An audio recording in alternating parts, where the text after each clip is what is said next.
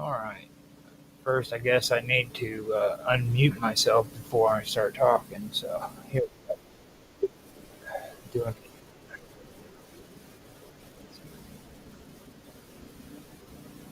everything sounds good on you on D Live, I believe,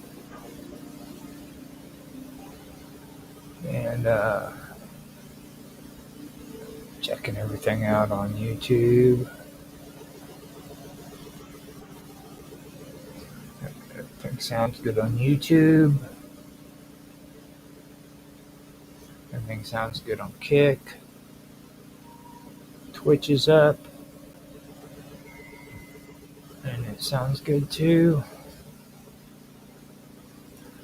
So let me hit refresh on X and see what that does. I got to do the same thing on Rumble as well. So after that, I can start the show. So there we go. It sounds good so far. X sounds good. Find out how Rumble's doing.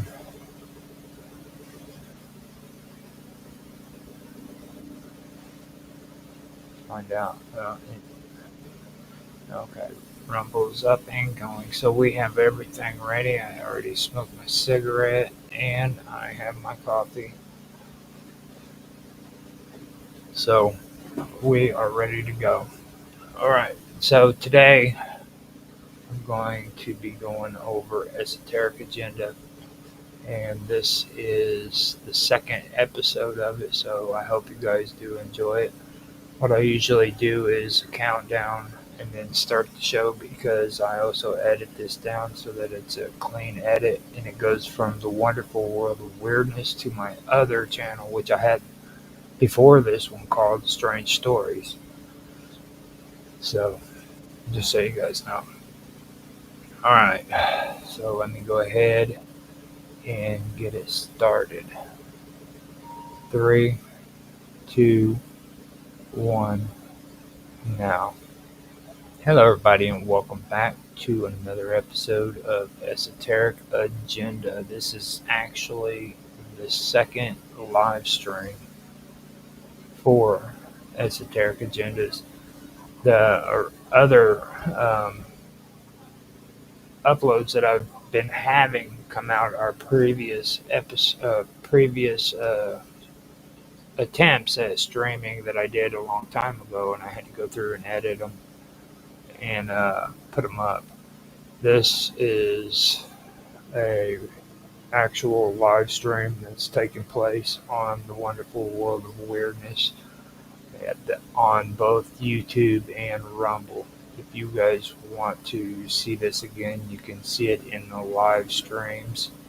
Later on, I will have the edited version come out on upload at the actual playlist for Esoteric Agenda. Besides that, I'm also putting out 15-minute clips of the shows that I do here so that you'll have not only the full edited version, but shorter 15-minute versions of the conversation that's taking place, other than, stuff like this where I'm actually explaining it. So other than Rumble and YouTube, we're also on X, Twitch, and DLive, as well as Kick. Now on those, you can check out the live stream under Roger Hansen or Roger_Hansen. And except for Twitch, Twitch is actually Infamous 1969. And the only way to see my episodes on Twitch is to see them live. I don't keep a copy of the recordings for it.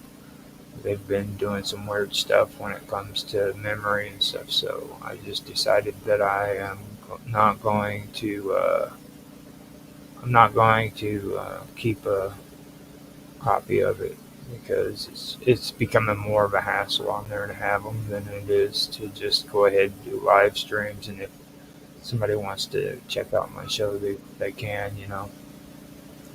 Just seems better that way. So, with that being said, I am going to go ahead and start the episode. Now, last week I was getting into some pretty good stuff. I was talking about the goddess Cybele, um, and I was also uh, getting into the occult practices of Cybele's that eventually made it to Rome. And in Rome, that ended up turning into Magna Martyr, which is a story all by itself.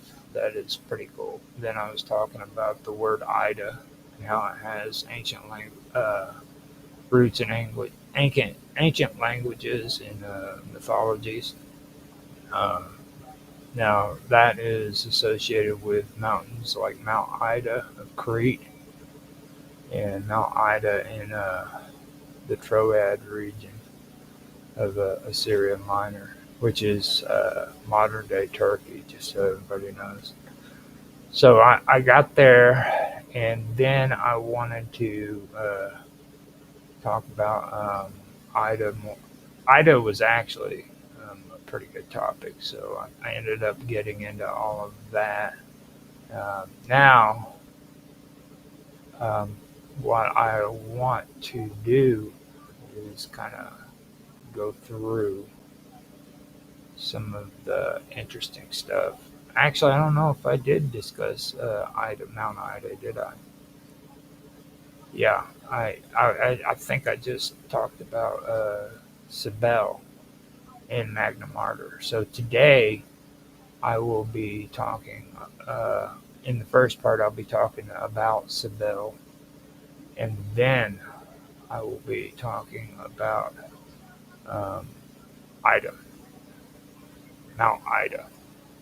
I've been noticing that a lot of the stuff that's been coming up that I've been finding has a lot to do with mountain worshiping too. That's something that I will be discovering a bit more of. I'll be diving deeper into that because that holds a really, really big significance, and that's not just in a region. This is something that has been going on worldwide. So I'll be diving into that. This is going to end up being a pretty good series, I think, because it's going down avenues that I've been wanting to take for a while. So, with that being said, let me go ahead and get on to the reading so that we can get everything going. So, let me take a drink of my coffee and I'll start reading. This is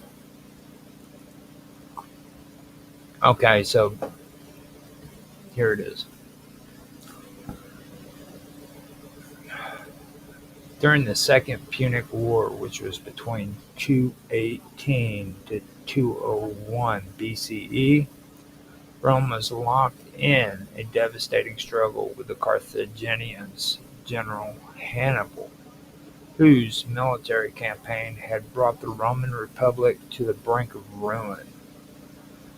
The Roman defeats at Trebia, Lake Trasimene, and especially Cannae in 216 BC was deeply traumatic, and the Roman population began to interpret these disasters as signs of divine displeasure. In the Roman worldview, such misfortunes were often seen as omens, indicating that the Dorum, the Pax Dorum, the peace or favor of the gods, had been broken and needed to be restored through ritual correction or the introduction of new cults. At this time, the Senate turned to the Sibylline books, a collection of prophetic texts believed to be of ancient divine origins, kept under the guard of special priests called the Quindecimviri Sacris faciandis. These texts were only consulted in moments of grave crisis. Upon examining the books, the priest reportedly found a prophecy that Rome could only be saved if the Idaean mother of the gods was brought to the city. This referred to the Phrygian mother goddess known as Cybele, or Magna Martyr. The goddess Cybele was associated with mountains, fertility, wild animals, and protection. Her cult had long been established in Phrygia, modern-day central Turkey, particularly around Mount Ida, which gave her the epithet Idaean. The prophecy stated that bringing her sacred image to Rome would turn the tide of the war and restore divine favor.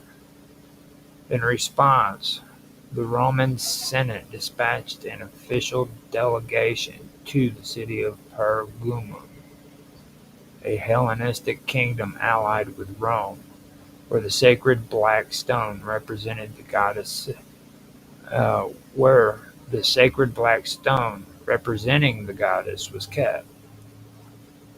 King Attalus I of Pergamum agreed to hand over the stone, and in 204 BCE it was brought to Rome in a solemn and heavily ritualized journey. According to legend, as the ship carried the stone approached the Tiber River, it became stuck in the mud.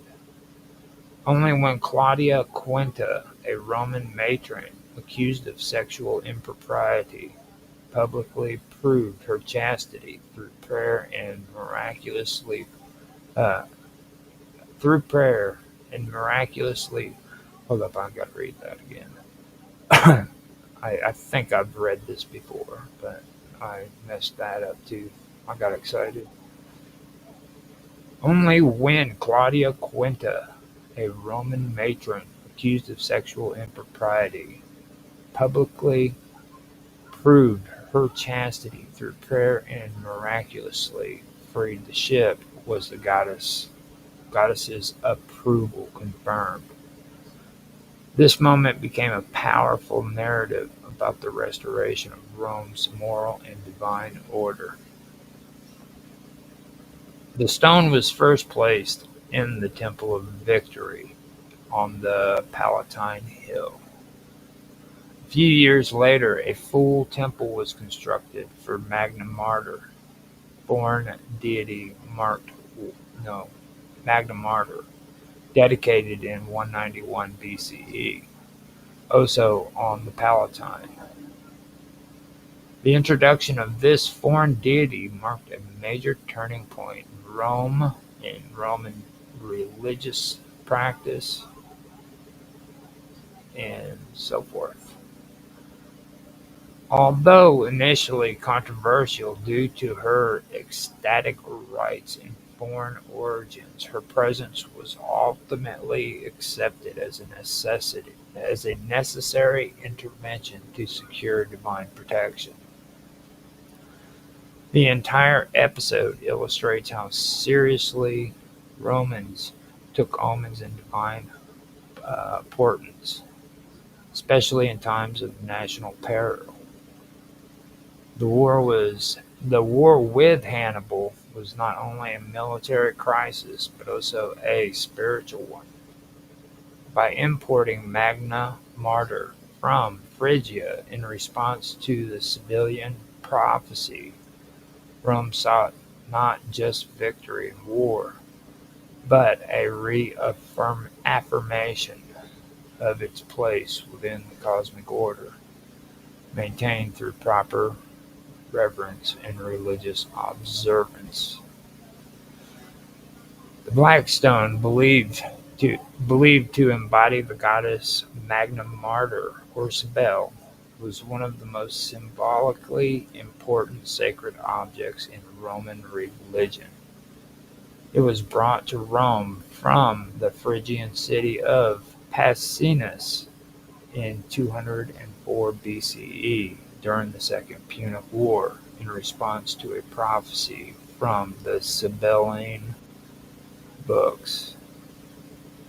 This prophecy stated that Rome would only prevail against its enemies if the goddess was brought into the city. The stone, described in ancient sources as meteoric in origin, served as a physical manifestation of the goddess and was housed in her temple on the Palestine Hill. The stone was not a carved statue, but an aniconic object, meaning it was made in the form of a human or animal. Its significance lay in its natural celestial origin. It was typically described as smooth, black, and either conical or oblong. Unlike statues that portrayed the gods in human form, this stone represented the divine through its raw and mysterious presence. It was treated as a sacred body, not just by symbol, and not just a symbol, and was kept within the sanctuary of the goddess's temple, only brought out during certain ritual processions. As Cybele's cult spread across the Roman Empire, her iconography developed into more familiar images of a matronly figure wearing a turreted crown, flanked by lions and sometimes in a chariot. However, the stone itself remained a powerful cult object, primarily revered in the context of temple rites. It never became a widespread visual symbol in the same way that statues of other deities did. With the rise of Christianity and the decline of pagan religions in the late Roman Empire, the cult of Magna Martyr was gradually dismantled. By the 4th and the 5th centuries, imperial decrees outlawed her festivals and closed her temples. The fate of the Black Stone after this time is unknown. It may have been destroyed, hidden, or simply lost during the transition to Christianity. No surviving artifact has been conclusively identified as the original stone, and no credible claim to its survival has emerged in modern archaeology or history. Although the Black Stone itself vanished, its legacy lives on in the broader cultural and religious tradition of sacred stones. Many ancient religions included such objects, believing to carry the presence of essence of a deity. No, the presence or essence of a deity. Similar objects appeared in other contexts, such as the Omphalos stones in Greece. While there are comparisons, each stone held unique meaning within its cultural framework. The Black Stone of Magna Martyr functioned as a central sacred object in Roman religion, representing the goddess herself without human form. Its influence declined with the fall of Roman paganism, and it disappeared from history. While the stone no longer survives, its role illustrates the ancient belief in divine presence through natural celestial objects rather than anthropomorphic images. The word Ida has roots in ancient languages and mythologies, particularly within the context of Greco-Roman and Anatolian traditions. It is most famously associated with mountains, Mount Ida in Crete and Mount Ida in the Troad region of Asia Minor, which is modern-day Turkey.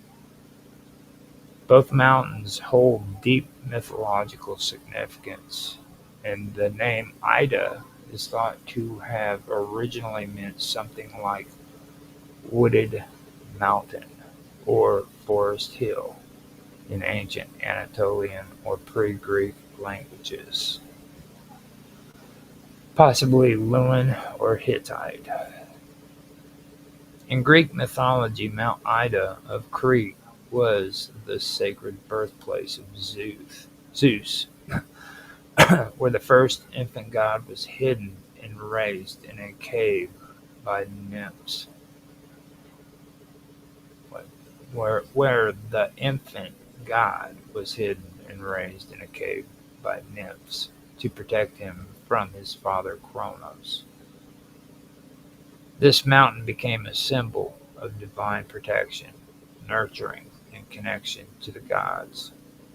The Cretan Ida was closely tied to ancient Minoan and later Greek religious practices, particularly those involving mother goddesses like Rhea and Cybele. The other Mount Ida in the Troad near Troy was also sacred and is frequently mentioned in Homeric texts.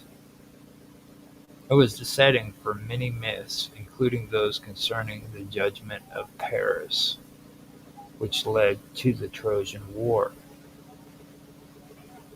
This mountain was associated with Cybele, known as the Great Mother or Magna Martyr in Roman tradition, and was one of her central cult sites in Phrygia.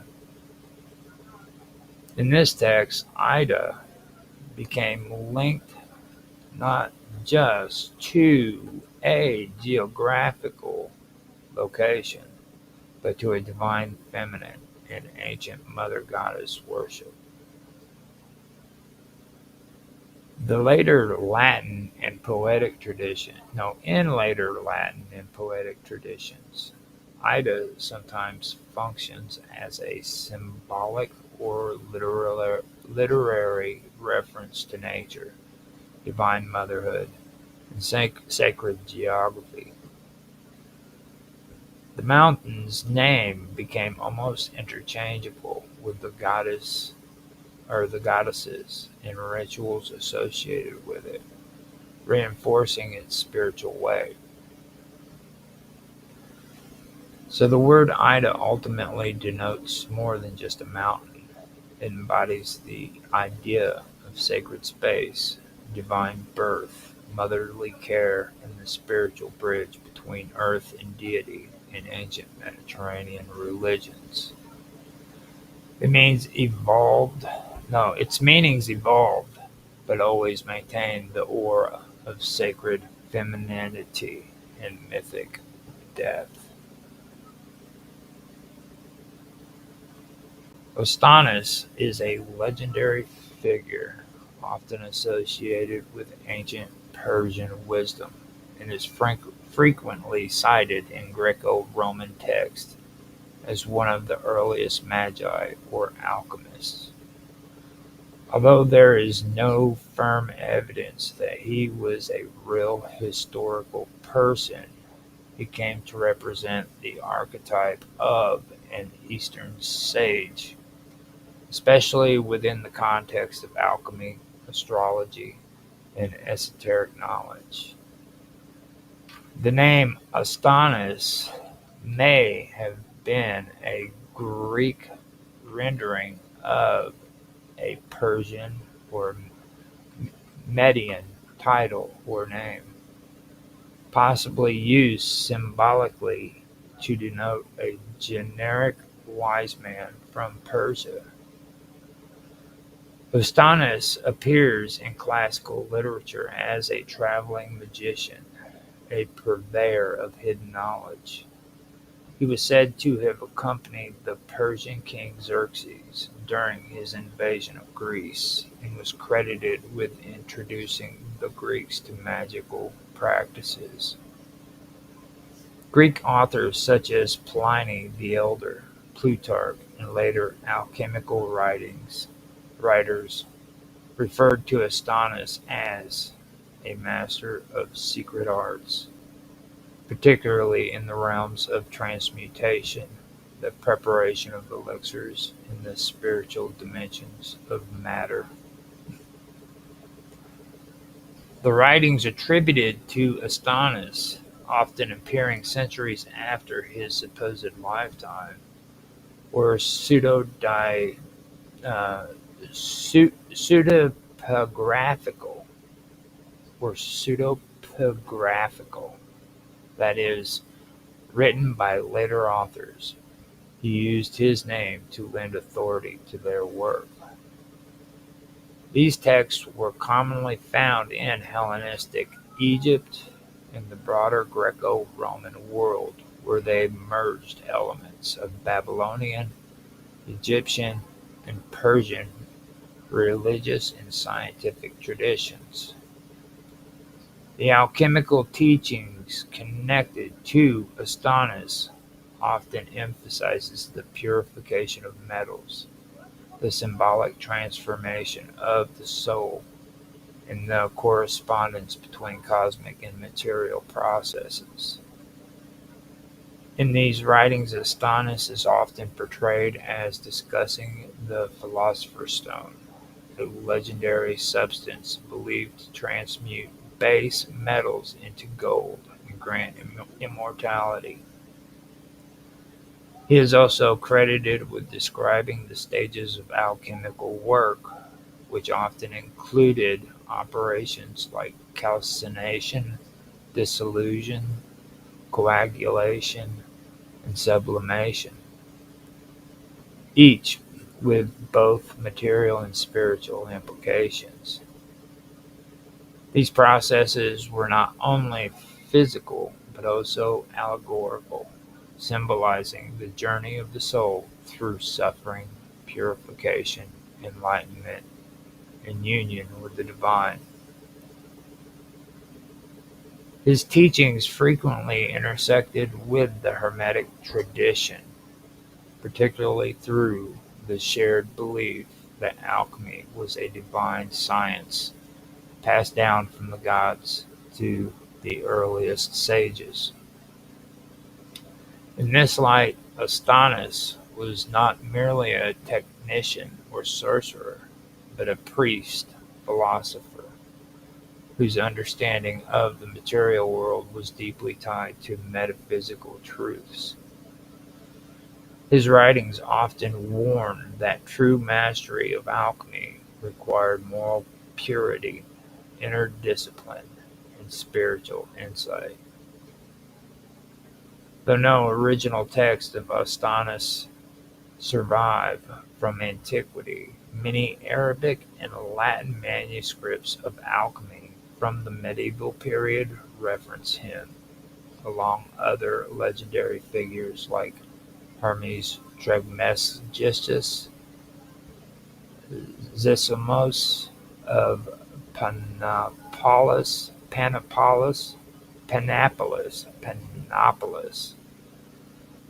and Democritus. These citations help form the backbone of medieval alchemical thought and contribute to the mystical aura surrounding Persian wisdom and European esotericism. Pliny the Elder, in his encyclopedic work Naturalis Hysteria, Natural History, refers to Astonis as one of the most significant early figures associated with the transmission of magical and alchemical knowledge from the East to the Greco-Roman world. Pliny presents Astonis not as a historical authority in the scientific sense, but rather as a legendary Persian magus whose teachings were seen as foundational to the spread of magical practices. Pliny mentions Astonis in several places, notably in Book 30 of Natural History, which deals with the subject of magic. According to Pliny, Astonis accompanied the Persian king Xerxes during his campaign against Greece, and was responsible for the introduction of magic to the Greek world. This assertion reflects a Roman belief that much of what the Greeks knew about esoteric arts, such as astrology, sorcery, and early forms of alchemy, originated from Persian magi like Astonis. Pliny does not view Astonis or the magical arts he supposedly introduced with admiration. Rather, he treats magic with skepticism and moral disdain, considering it a corrupt and dangerous discipline that seduces even some of the greatest Greek minds. He describes Astonis as a figure whose writings led to a flood of magical literature and experimentation, which he believed ultimately degraded intellectual life by promoting superstition and fraud. Despite this negative view, Pliny acknowledges the widespread influence of Astonis. He notes that many subsequent writers of magic claim descent from Astonis's teachings, often attributing their works to him or using his name to lend credibility. This reflects Astonis's status in antiquity as a legendary authority, a kind of archetypal magus from the East whose name came to represent the hidden, arcane traditions of the ancient world. Plutarch, the Greek biographer and philosopher, writing in the late 1st and early 2nd century CE, mentions Astonis briefly in his works, primarily in passing references related to Persian magi and the broader transmission of esoteric knowledge from the East. Unlike Pliny the Elder, who directly addresses Astonis in his discussion on magic, Plutarch does not focus heavily on Astonis as a central figure, but he does contribute to the mythos surrounding Astonis by reinforcing his association with Persian wisdom and magical tradition. In Plutarch's writings, particularly in works such as Life of Numa, Isis, and Osiris, and on the obsolescence of oracles, he refers to the practices of the Persian magi, sometimes evoking names like Zoroaster and Astonis as exemplars of a deeply spiritual and ritualistic priesthood. Astonis is often grounded together with legendary Eastern sages who were believed to possess ancient mystical insights into the working of nature and cosmos. Plutarch generally treats such figures with a measure of philosophical curiosity. He does not present Astonis in the negative tone that Pliny uses, nor does he outright endorse the magical arts. Instead, Plutarch places Astonis in a broader context of the philosophical and religious traditions that he believed formed the backbone of ancient moral and metaphysical thought. Magi, in Plutarch's view, were not mere sorcerers, but spiritual guides and theologians who lived in accordance with divine order.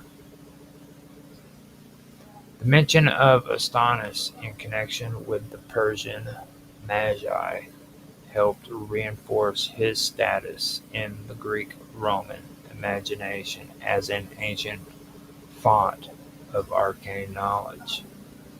Though Plutarch doesn't provide specific teachings or works attributed to Astonis, his inclusion of the name among respected mystical and priestly lineage lent credibility to the legendary status Astonis had already acquired in earlier texts.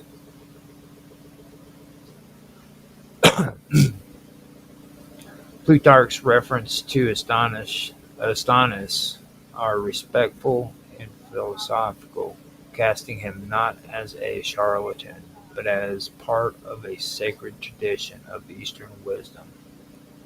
He reinforces the image of Astonis as a symbolic representation of the mysteries and ancient knowledge associated with the Persian Magi, while leaving the specific content of that knowledge largely to implication.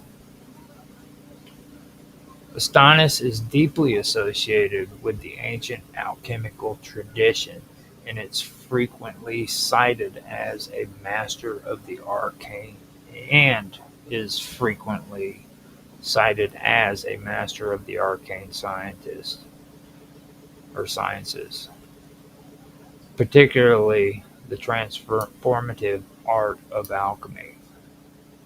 His name became synonymous with esoteric knowledge, especially in relationship to the process of transmutation. In this tradition, transmutation was not limited to changing base metals into gold, but encompassed a broader understanding of the transformation of nature and the inner purification of the soul. The teachings attributed to Astonis describes transmutation as both a physical and spiritual act. The conversion of metals was seen as a mirror of the soul's journey towards perfection. Alchemical operations such as calcination, dissolution, and coagulation were interpreted symbolically, representing the stages of inner refinement. These processes were not only about crafting material substances, but also about aligning the practitioner with cosmic order and divine will. Writing under the name of Astonis include instructions and no writings writings under the name of Astonis include instructions and allegories about elixirs, the philosopher's stone, and the secrets of longevity. These texts often integrate ritual practice, astrology, and natural philosophy, emphasizing a sacred harmony between the forces of heaven and earth. The alchemical vessel and its fire, for example, symbolizes the trial of the soul in the furnace of spiritual rebirth, where impurities were burned away to reveal a perfect essence, or a perfected essence. His teachings played a significant role in the development of Hermetic and early alchemical thought, influencing later practitioners across cultures. In these traditions, Astonis represents a lineage of wisdom in which the manipulation of matter is inseparable from moral and spiritual discipline. The goal of alchemy in this context is to achieve a union with the divine through the mastery of both physical and inner transformation. Astonis is closely linked with the early alchemical views of matter is not inert or lifeless, but infused with spiritual significance and potency. According to the teachings attributed to him, all material substances contain within them a divine essence or inner soul that reflects the cosmic order. This concept is rooted in the belief that nature itself is animated by a hidden intelligence, and that the visible world is a manifestation of unseen spiritual realities. In the spiritual dimensions of matter, as described in alchemical texts attributed to Astonis, transformation was more than a chemical change. It was a revelation of the divine qualities already present within a substance. Metals, stones, and natural elements were not just simply raw materials, but living embodiments of cosmic principles. For example, gold was not just a precious metal, it symbolized perfection, solar energy, and divine incorruptibility. Likewise, Mercury represented fluidity, transformation, and the link between the physical and the spiritual. Astonis taught that the alchemists Astonis taught that the alchemist's role was not to force change upon matter, but to assist it in fulfilling its latent potential. This process required not only technical knowledge, but also moral purity and spiritual insight. The practitioner, through rituals, prayers, and meditative focus, sought to align themselves with the divine order so that the material world would respond accordingly. Alchemy, in this view, was an act of sacred cooperation between the human and the divine, with matter acting as a medium through which spiritual truths could be realized. His teachings imply that every element of the natural world carries proper understanding and reverence. Fire, water, earth, and air each had their own spiritual correspondence and transformative powers.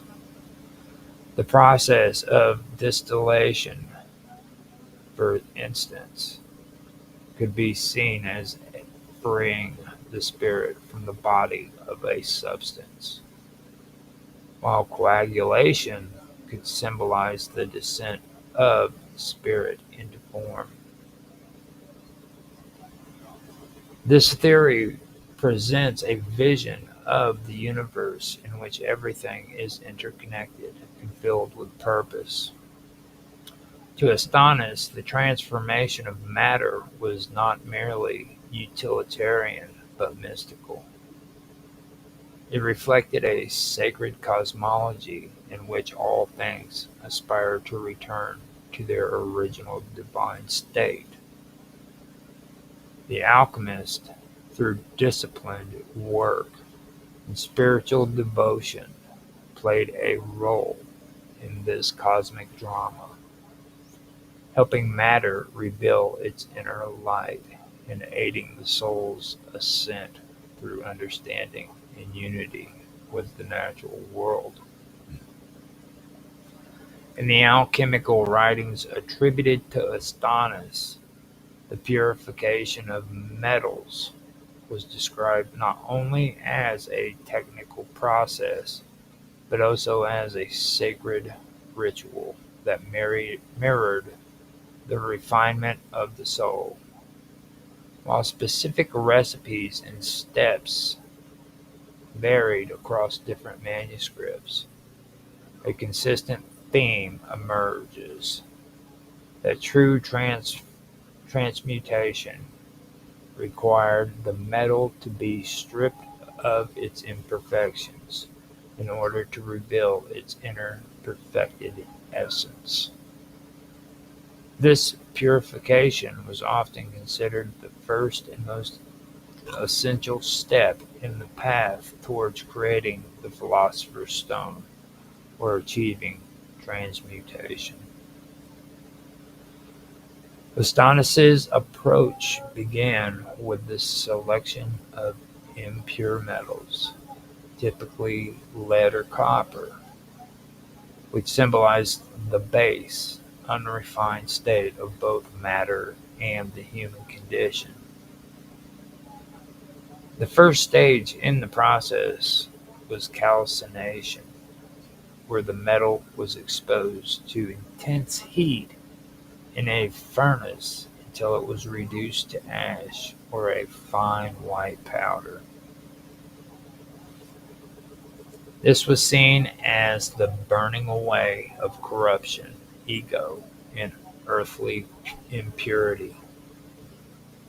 The ash was often collected and washed in a process called ablution, which was intended to cleanse it of lingering residues, both physical and spiritual. Following calcination and ablution, the metal would undergo dissolution in a liquid, often vinegar, wine, or a specific acidic preparation designed to break down its structure entirely. This stage symbolized death and dissolution of the ego or the material form, making way for rebirth. The solution would then be filtered and distilled, separating volatile elements from fixed ones. This process required both patience and precision, as the goal was to preserve the essential spirit or soul of the metal while removing its corrupt exterior. Coagulation followed as a final step, where the purified metal was reconstituted, ideally in a more perfected and noble form. This stage symbolized resurrection or spiritual rebirth, where the base matter had now been elevated closer to the state of gold, which was considered the ideal form of metallic life. In some variations of Astonis's procedures, a tincture of powder, what later alchemists would call the Philosopher's Stone, was added to assist or finalize the transformation. Throughout the process, practitioners were instructed to observe strict purity, both physically and spiritually. Ritual fasting, meditation, and invocations of divine names or cosmic forces were often performed alongside the chemical work. Astonis emphasized that the alchemist must be morally upright and spiritually focused, or else the matter would not respond correctly. The purification of metals was not just about altering physical properties, it was about cooperating with the hidden intelligence of nature to bring about transformation on all levels. Astonis's teachings reflect a deep-rooted belief in the principle of correspondence between cosmic and material processes. In his view, the universe was a living, interconnected whole, and the same forces that govern the heavens also operated within the earth and its substances. This belief is captured in the Hermetic maxim "as above, so below", which appears frequently in later alchemical texts, but its conceptual foundation can be traced to thinkers like Astonis. He taught that every transformation of the material plane mirrored the larger rhythms of the patterns of the cosmos. In his system, metals were not merely inanimate materials, but embodiments of celestial influences. Each metal was associated with a planetary body. Gold was the sun, silver was the moon, iron was Mars, copper was Venus, tin was Jupiter, lead was Saturn, and quicksilver was Mercury. These correspondents were not symbolic in a modern sense, but were believed to be real, binding relationships. The physical qualities of metals, such as color, density, or malleability, reflected the spiritual characteristics of their planetary rulers. When an alchemist worked with these materials, they were in effect working with the energies of the cosmos in condensed matter or material form. In condensed material form. The processes of calcination, dissolution, sublimation, and coagulation that Astonis described were not just chemical techniques, but steps that mimicked the cycles of birth, death, decay, and rebirth that govern both nature and the heavens. Just as stars are born, age, and collapse into new forms, so too could matter be broken down and remade into a higher state. By understanding and replicating these divine patterns, the alchemists aligned themselves with the natural laws that underpinned all of creation. Astonis believed that the same intelligence that moved the stars and planets also lived within the smallest grain of matter. This led to a view of nature as not only alive, but also purposeful. The transformation of lead into gold was seen as the fulfillment of a latent destiny written into the very essence of the lead. In this sense, alchemy was not manipulation, but revelation, revealing the divine order that already existed within matter. He also taught that human beings, as microcosms of the universe, could achieve a similar transformation through spiritual discipline. The purification and elevation of metals was paralleled by the purification of the soul. Just as gold represented the most perfect state of matter, the enlightened soul represented the most perfect state of the human being.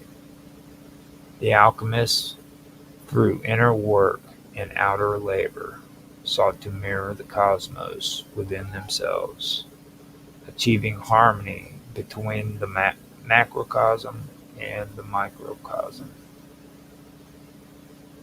Astonis's vision of alchemy thus blurred the boundaries between science, magic, and religion. The furnace was a miniature universe. The metals were starborn, and each transformation was a reenactment of cosmic truth.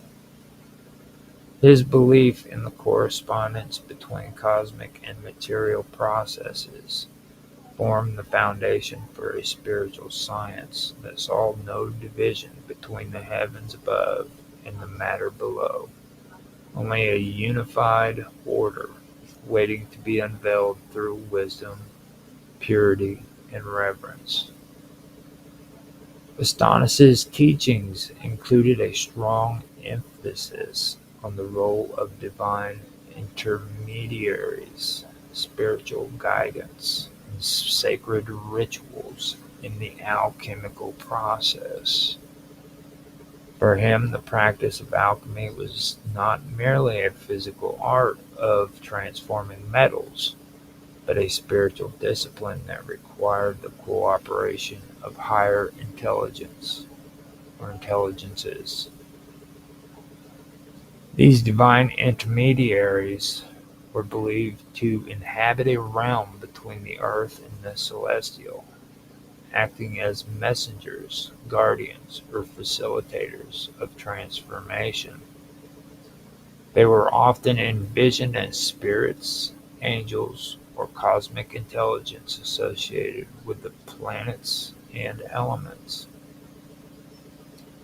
In Astonis's worldview, the forces that govern nature were not blind nor mechanical, but animated by spiritual beings. Each element and celestial body had a presiding intelligence or daemon whose favor and guidance were essential to any successful transformation.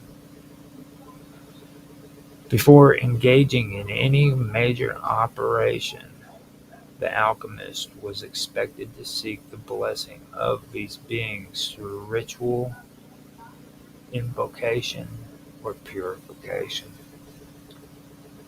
The act of transmutation, especially the quest for the Philosopher's Stone, or the perfection of base metals into gold, was considered impossible without divine favor.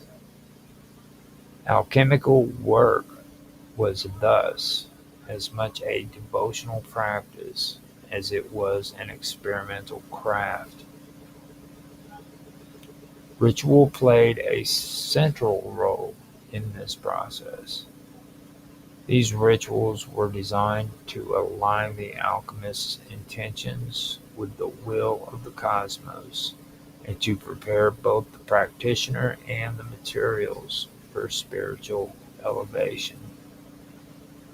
They could include offerings of incense, prayers, chanting, or sacred names, and periods of fasting and purification. Some rituals were timed according to astrological configurations, especially during favorable planetary conjunctions, since Astonis believed these moments allowed for stronger influence from the divine intermediaries.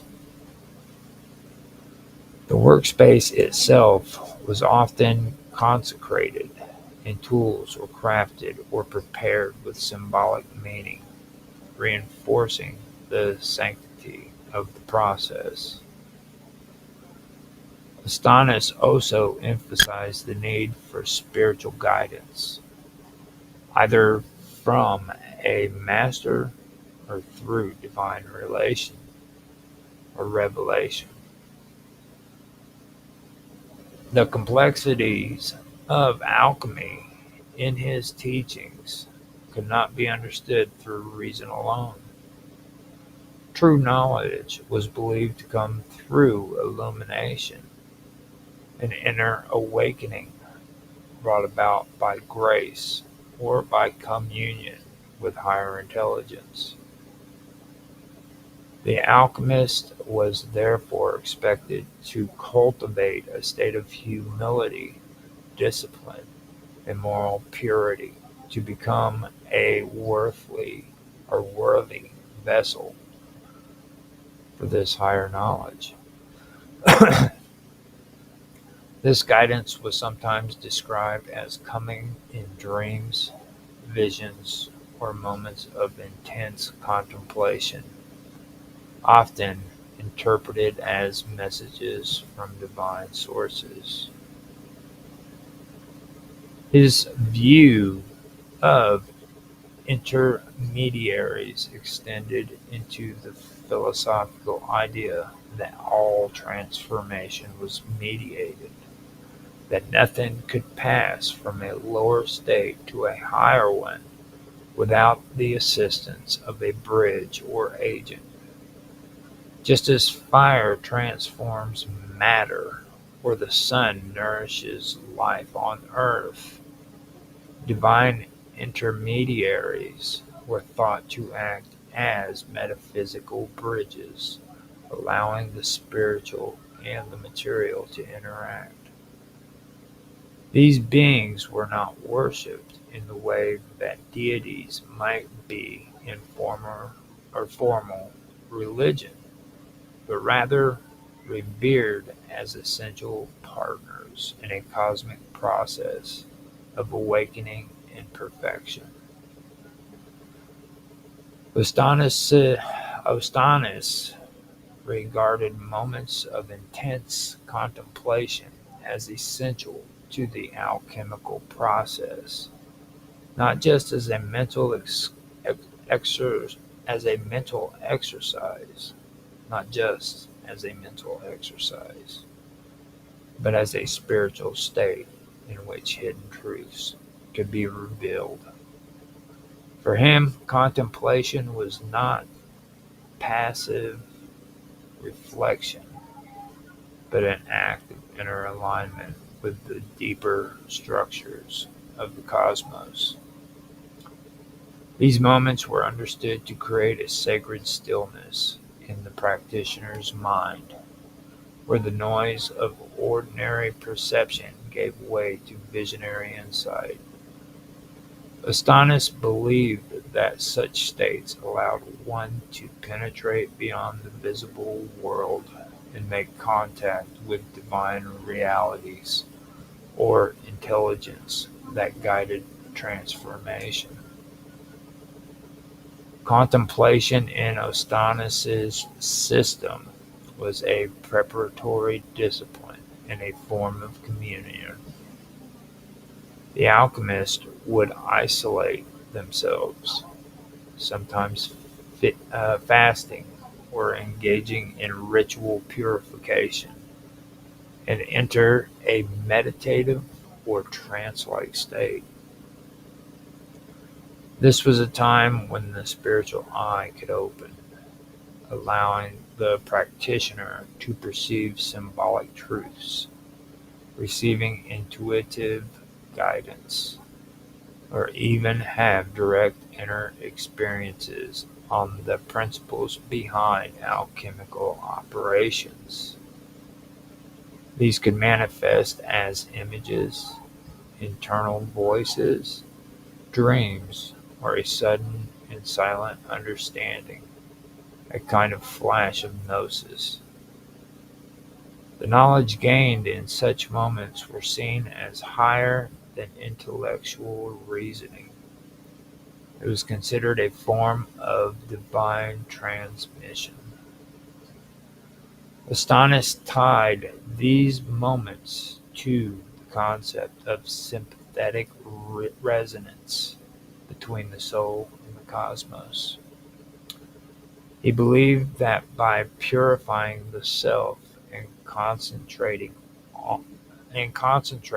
one's mental and spiritual energies, the practitioner could harmonize with the universe and intelligence that governs both nature and spirit.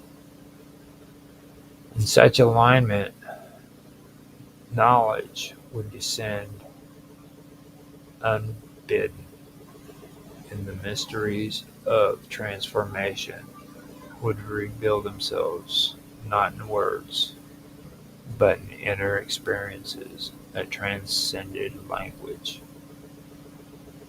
Contemplation thus became a sacred instrument, enabling the alchemist to become a participant in the cosmic creation rather than a mere observer of natural change.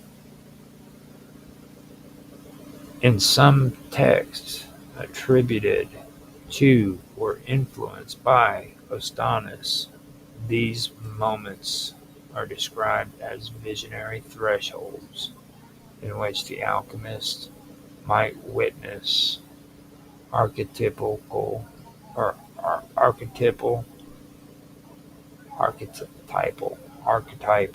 forms, planetary spirits, or the spiritual anatomy of matter itself.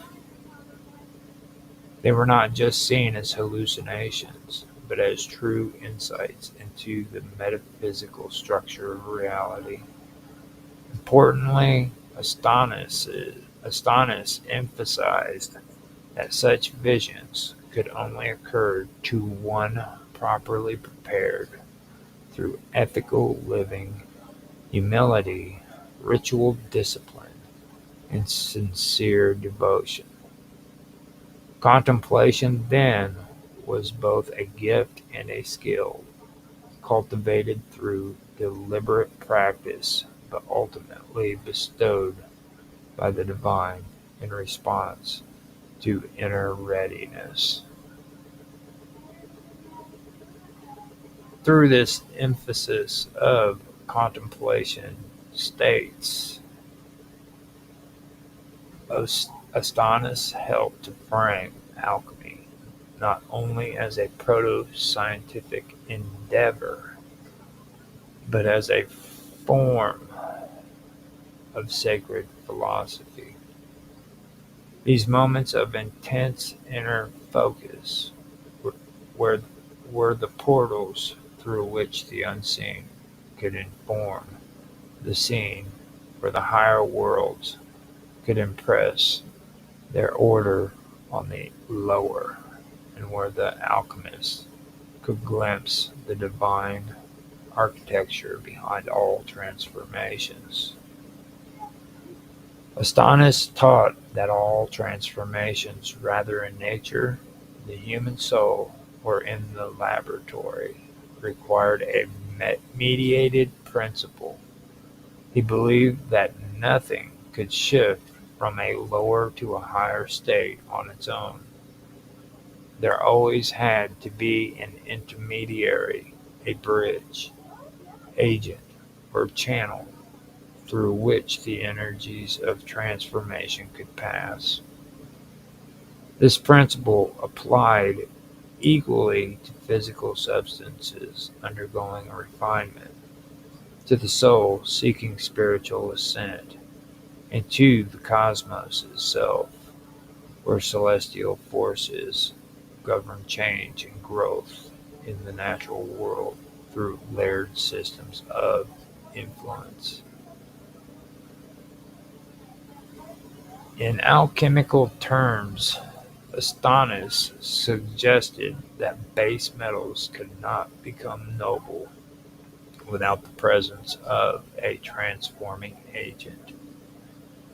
This could be a substance like mercury or a secret compound that carried within it the essence of both the fixed and the volatile, the material and the ethereal. This agent was not merely a chemical catalyst in the modern sense, but a sacred substance that embodied the mediating principle between opposites. Its role was to harmonize, bridge, and unify elements that otherwise resisted combination. This echoes the belief that divine order what must be invoked to bring harmony out of chaos.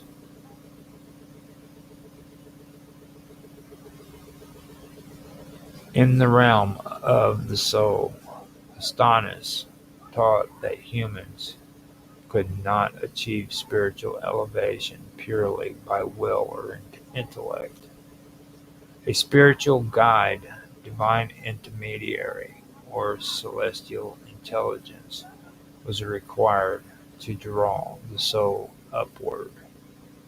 These intermediaries were not always visible or personified, but they were part of a cosmological structure in which higher truths filtered down through levels of beings. Rituals, symbols, prayers, or inner devotion served as tools to attract the presence of such mediators. For Astonis, these beings or energies were not optional spiritual concepts, they were essential. Without them, transformation was either incomplete or corrupted. This belief also reflected the structure of the cosmos as he saw it, a descending and ascending chain of being, where each level depended on interacting with the one above and below it. Astonis likely drew from older Persian and Chaldean cosmologies, where planetary spheres or divine intelligence played the role of transmitters of light, wisdom, or life force. Every transition from darkness to light, ignorance to understanding, corruption to purity, required that something act in between, transferring the essence of one state into another without destroying either.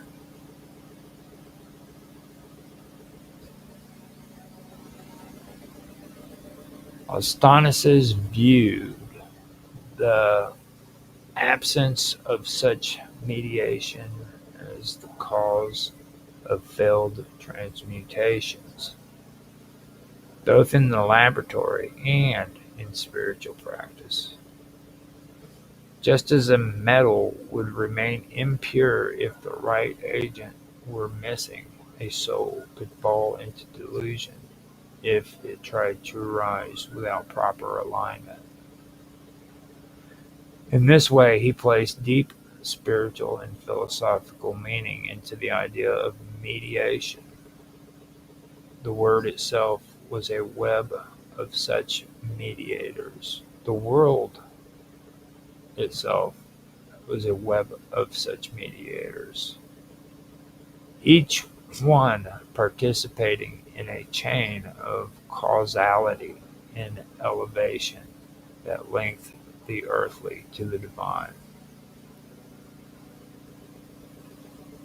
Astonis's idea that transformation was always mediated reflected a core metaphysical assumption that reality is relational and layered, and that movement between layers requires guidance, alignment and a properly prepared intermediary.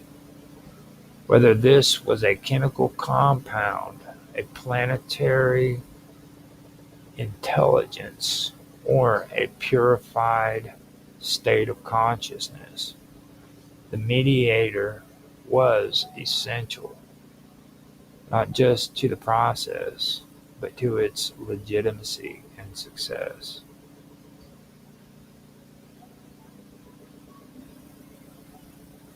Now, right here, I'm going to stop the episode, and I will come back with episode 3 to Esoteric Agenda, which is going to continue with Astonis. And the thing about Astonis is the fact that he wasn't just about alchemy. He was also, um, he had, or the writings that were involved with him. I'm not going to say for sure if he existed or not, but according to what the writings say, he was also involved with magical arts, uh, and he was very much into what I've just been talking about with the alchemy and stuff like that. So, in the next episode, I'm going to discuss um, what he was about when it came to magic and everything to that nature. It goes a bit deeper. He was connected to the Magi, and he is constantly referred to as being a part of the Persian priesthoods and stuff like that. So that is what we're going to be getting into next week.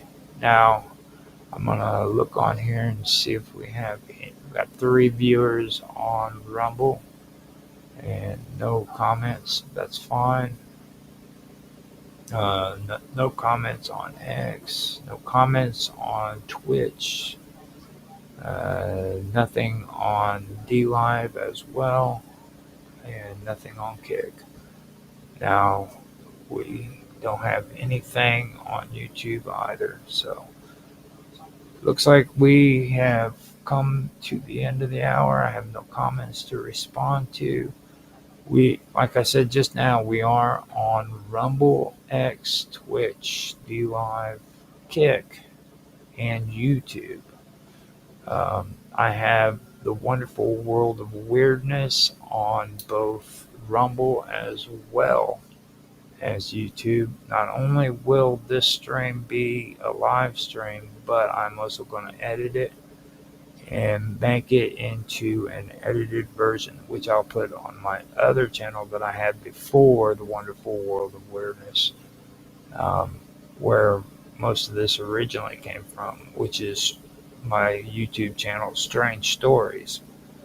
That's on YouTube, and it's also got a group on minds.com. If you guys want to check that out, you're more than welcome to.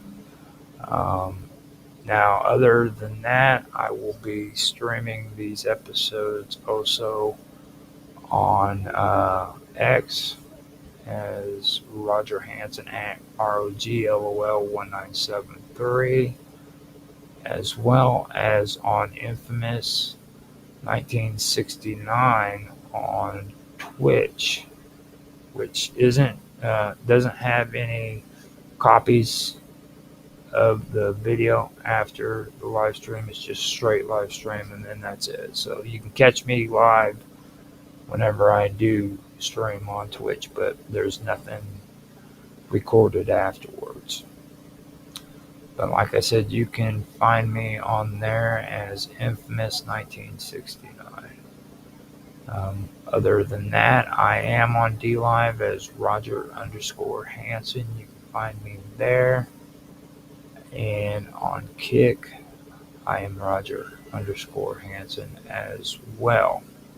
You can find me on that as well. So now on YouTube, You can find me at the wonderful world of weirdness at the wonderful world of weirdness. And you can also find my channel, Strange Stories, in the um, recommended channels on my YouTube channel, uh, recommended thing on the when you go to the my page, whatever they call that. But anyhow, other than that, you can also find the group on minds.com, and I am on there as Roger underscore Hanson. So if you need to find out where that group is and you can't find it on Minds, then reach out to me on there and I can send you a link to where you can get onto it. So, with that being said, I hope you guys enjoyed. If you did, please like, subscribe, share, make comments, give some feedback. Give us your take on what I've just been talking about. Heck, I mean, you don't even have to do that. Just say hi and have a conversation with me. I love talking to people in the comment section as well as in the chat section. Especially in the comment section because that stays. You know what I mean? The comments in the chat session on Rumble aren't there after the stream. So, but on YouTube it is. Either way, let me hear what you have to say. With that being said, I believe I am done for the day. I hope you guys have a good morning, afternoon, night, whatever time of the day it is for you. And I will be back next week for another episode of Esoteric Agenda. I hope you enjoyed, and bye.